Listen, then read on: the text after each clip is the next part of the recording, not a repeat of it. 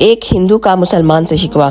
सुने, एक हिंदू मुसलमान से शिकवा करते हुए कहता है कि मैं मंदिर जाता हूँ और तू मज़ारों पे जाता है, मैं प्रसाद खाता हूँ और तू लंगर खाता है, मैं नारियल चढ़ाता हूँ और तू चादर चढ़ाता है, मैं आशीर्वाद लेता हूँ और तू मुराद लेता है, मैं हाथ जोड़ता हूँ और तू माथा टेकता है। इस वजह से मेरी भी बिगड़ी बन जाती है और तेरी भी मुराद पूरी हो जाती है। जब कोई इसमें फ़र्क ही नज़र नहीं आ रहा तो फिर मेरा और तेरा रब अलग अलग क्यों है? तुम्हारे पैगंबर सल्लल्लाहु अलैहि वसल्लम तो मस्जिद जाया करते थे ना, तो फिर तू क्यों मज़ारों पे घूमता है?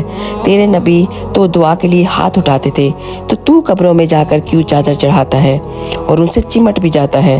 तेरे नबी सल्लल्लाहु अलैहि वसल्लम तो अल्लाह से मदद मांगा करते थे, तो फिर तू क्यों कब्रों पर जाकर माथा ठोकता है? अगर मैं काफिर हूँ तो तू कौन सा मुसलमान है? मुझे बता कि तू कौन है?